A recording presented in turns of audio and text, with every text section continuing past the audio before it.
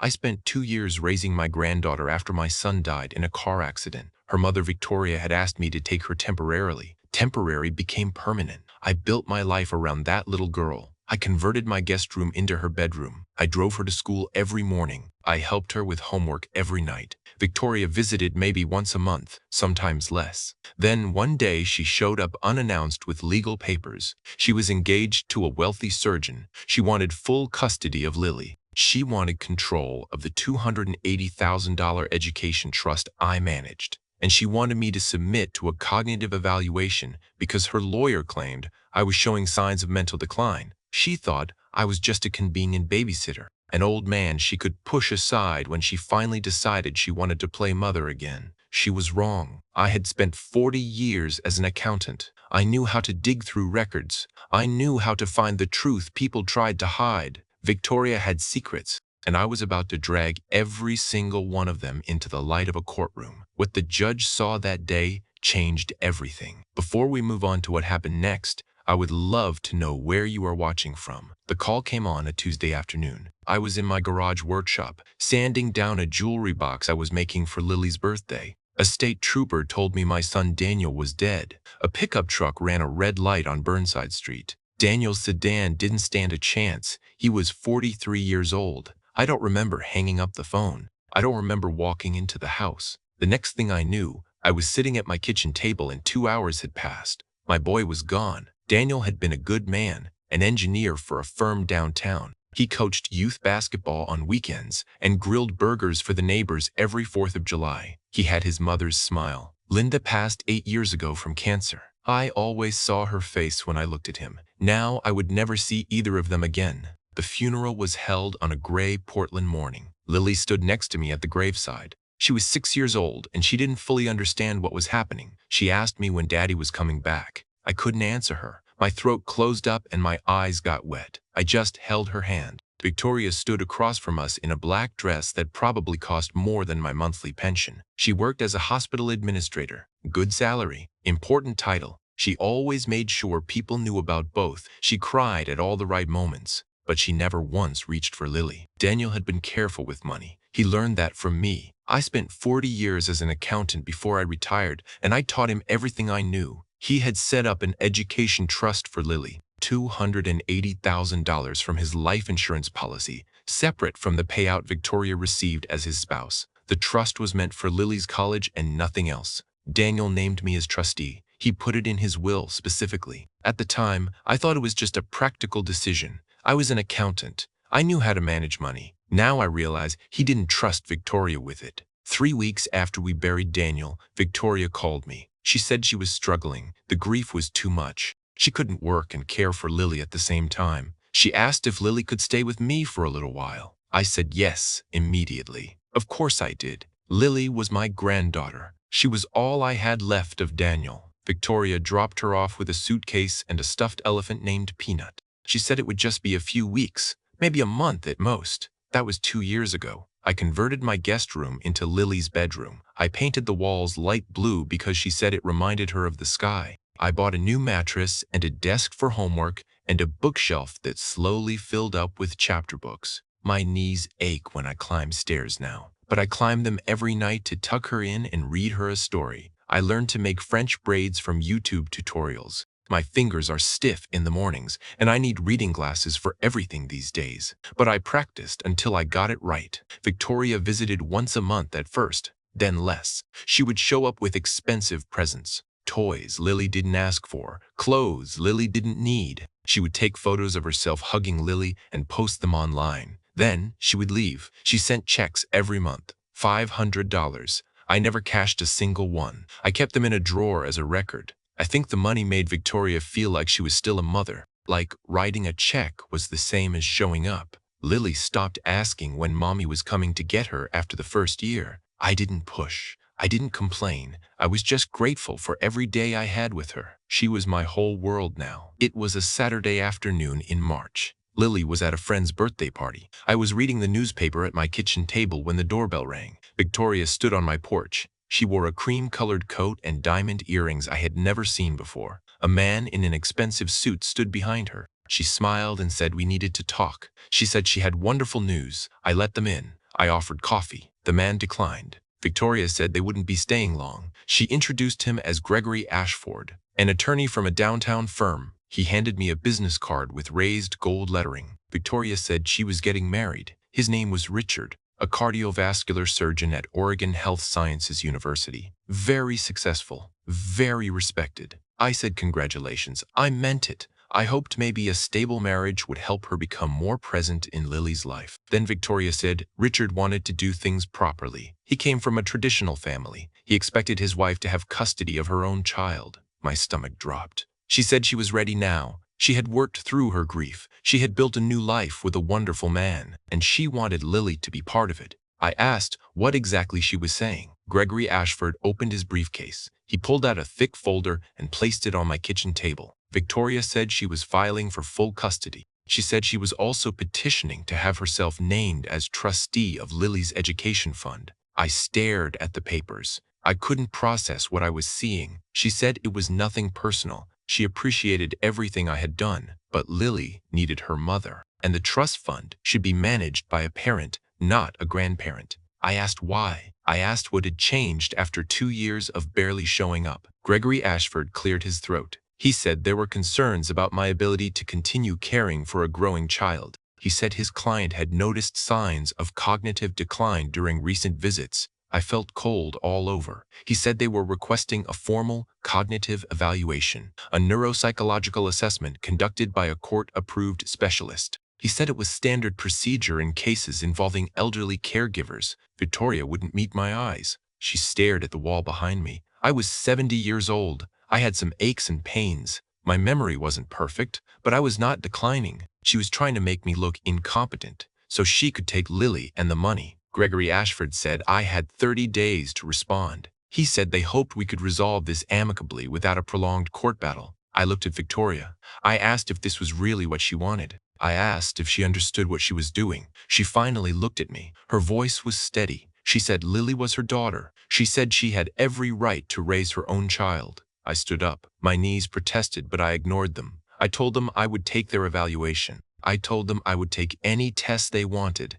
and I told them I would see them in court. Victoria's smile faltered for just a moment. Gregory Ashford collected his briefcase. He said his office would be in touch. I showed them to the door. I didn't say goodbye. After they left, I sat back down at the kitchen table. My hands were shaking. I was angry. I was scared. I was heartbroken that it had come to this. But I was not going to let her win. I called a lawyer that same afternoon. His name was Robert Huang, a family law attorney, a friend from my accounting days had recommended years ago. I told him everything. He listened without interrupting. When I finished, he said 2 words: "We fight." The custody hearing was scheduled for a Thursday morning in late May. I wore my best suit, the same one I wore to Daniel's funeral. Robert Huang met me in the courthouse lobby. He carried 2 thick folders and a calm expression that steadied my nerves. He said to stay composed no matter what they said about me. He said the truth would come out. The courtroom was smaller than I expected. Wood paneling and fluorescent lights. A judge's bench at the front and 2 tables facing it. Victoria was already seated with Gregory Ashford. She wore a soft blue dress and minimal makeup. She looked like a caring mother ready to reunite with her child. I knew it was a performance. I just hoped the judge would see through it. Judge Patricia Thornton entered, and we all rose. She was in her 60s with gray hair and sharp eyes behind wire-rimmed glasses. She reviewed the case file for a long moment before looking up. She said she had read all the filings. She wanted to hear from both parties. Gregory Ashford went first. He stood and buttoned his jacket and spoke like he was addressing a jury. He said Victoria Chen was a devoted mother who had experienced a devastating loss. He said she had needed time to grieve and heal. He said she had relied on her father-in-law's generosity during that difficult period, but now she was ready. She had rebuilt her life. She was engaged to a respected surgeon who would provide stability and resources. She wanted to be a family again. Then he turned his attention to me. He said I was a well-meaning man who had served an important role during a transitional period. But I was 70 years old. I lived alone. I had no spouse to help share the burden of raising an active child. He said concerns had been raised about my cognitive fitness. He said caring for a growing girl required energy and sharpness that naturally diminished with age. I gripped the armrest of my chair. Robert put a hand on my arm. Gregory Ashford called Victoria to testify. She walked to the witness stand with perfect posture. She spoke softly. Her voice cracked at the right moments. She said she had made mistakes. She said the grief had overwhelmed her. She said she would regret those lost years for the rest of her life. But she was ready now. Richard had helped her heal. She wanted to be the mother Lily deserved. She dabbed at her eyes with a tissue. A single tear rolled down her cheek. The judge watched her without expression. Then it was our turn. Robert Huang stood slowly. He thanked the court for its time. He said he had evidence that would clarify several important matters. First, he addressed the cognitive evaluation that Victoria's team had demanded.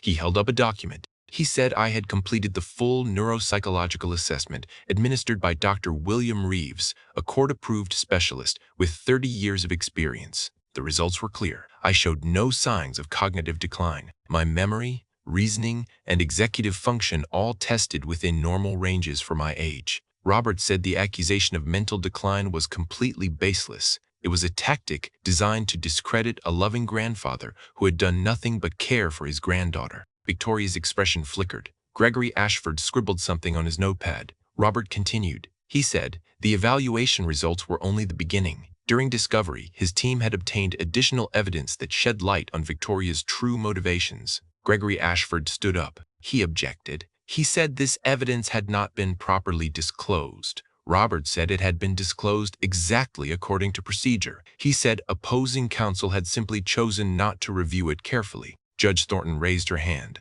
She said she would allow the evidence. She wanted to see everything relevant to the welfare of the child. She asked how much time Robert needed. He said 1 hour would be sufficient to present the full picture. The judge nodded. She called a 30-minute recess. Victoria stared at me from across the courtroom. For the first time since this started, she looked afraid. When court resumed, Robert Huang connected his laptop to the courtroom's display screen. He said the evidence he was about to present had been obtained legally through subpoena during discovery. He said it consisted of video diary entries stored in Victoria's personal cloud account. Gregory Ashford objected again. He said the videos were private. He said they had been obtained under false pretenses. Judge Thornton overruled him. She said the subpoena was valid. She instructed Robert to proceed. The first video appeared on the screen. Victoria was sitting in what looked like her bedroom. She wore a bathrobe and no makeup. The timestamp showed it was recorded 14 months ago. She looked directly at the camera and started talking. She said she couldn't believe she was stuck in this situation. She said Lily was supposed to be temporary, a few months at most.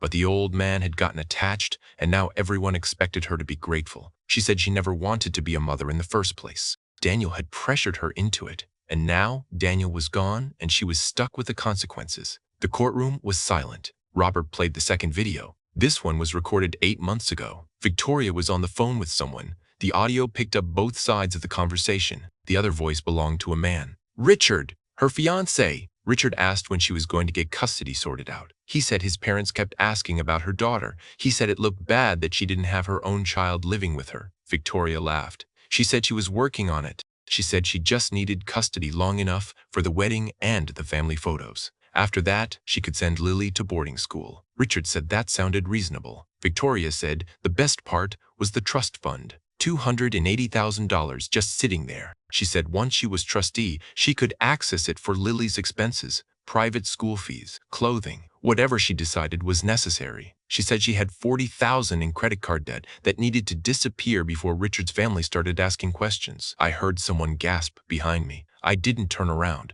Robert played the third video. This one was only 3 months old. Victoria was venting directly to the camera. She looked frustrated. She said the old man was more stubborn than she expected. She said she thought he would just hand Lily over when she asked. She said she didn't think she would actually have to go to court. She said her lawyer had suggested the cognitive decline angle. She said it was perfect because who would believe a 70-year-old over a concerned mother? She said once she got control of the trust, she would pay off her debt and put the rest somewhere Richard would never find it. A safety net in case the marriage didn't work out. Robert turned off the display. He thanked the court for its attention. The silence in the courtroom was heavy. Judge Thornton looked at Victoria. She asked if Victoria had anything to say in response. Victoria stood up. Her face was red. Her hands were trembling. She said the videos were taken out of context. She said she was venting. Everyone vents. It didn't mean anything. The judge asked about the credit card debt. She asked about the plan to access the trust fund. Victoria's composure cracked completely. She pointed at me. She shouted that this was my fault. She said I was a meddling old fool who should have minded his own business.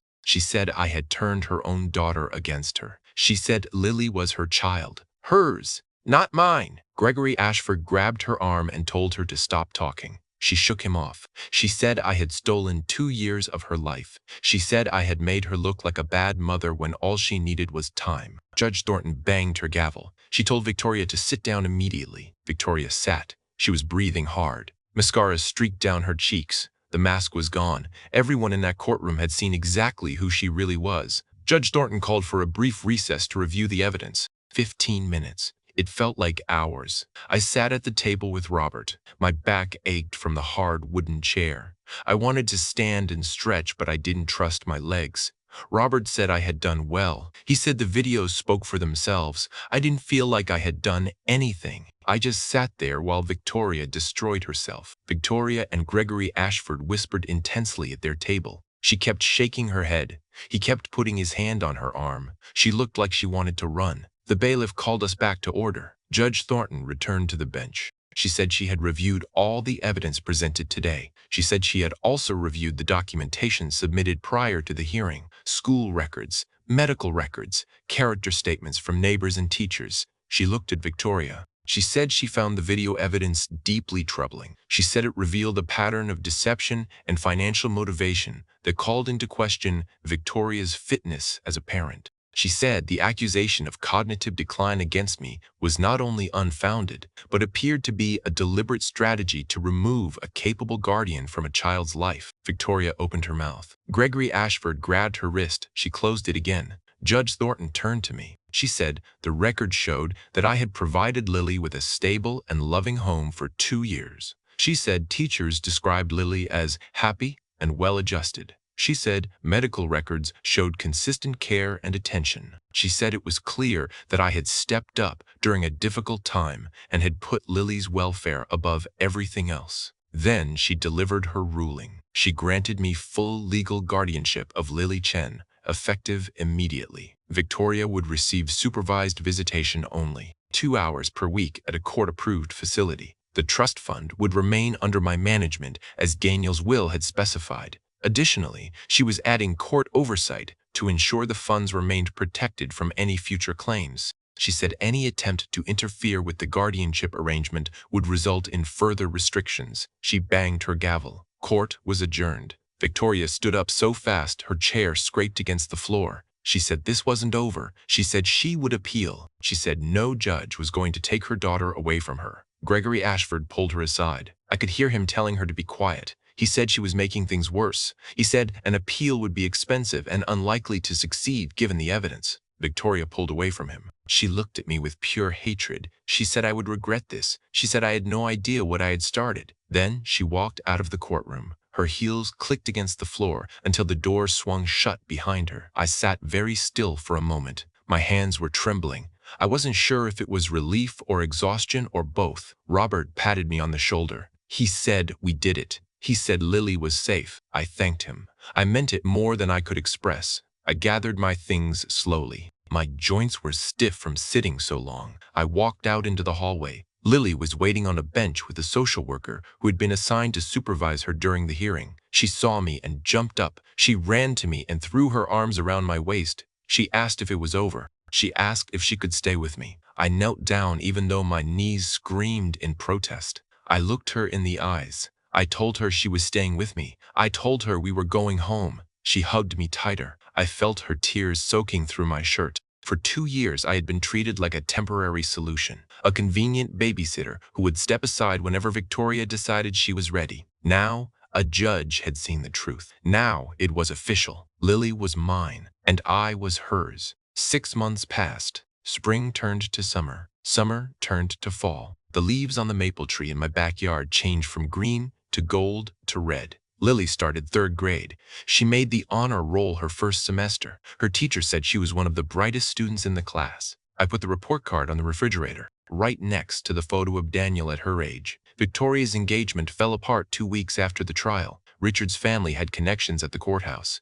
Someone sent him the full transcript of the hearing. He read Victoria's own words about using Lily for wedding photos. He read about the credit card debt she had hidden from him. He read about her plan to siphon money from her daughter's education fund. The engagement ring went back to the jeweler. The wedding venue was canceled. Richard's lawyer sent Victoria a letter asking her to stop contacting him. I didn't feel sorry for her. I tried to, but I couldn't. Victoria filed her appeal in July. Her new lawyer argued that the video evidence had been improperly obtained. He argued that her outburst in court was the result of emotional distress, not her true character. The appellate court denied it in September. The ruling was unanimous. The original judgment stood. Victoria had supervised visitation rights, 2 hours per week at a family services center downtown. She showed up for the first session. She brought Lily a stuffed animal and spent most of the time on her phone. She showed up for the second session. She complained about the facility. She said it smelled like a hospital. She left 30 minutes early. She showed up for the third session.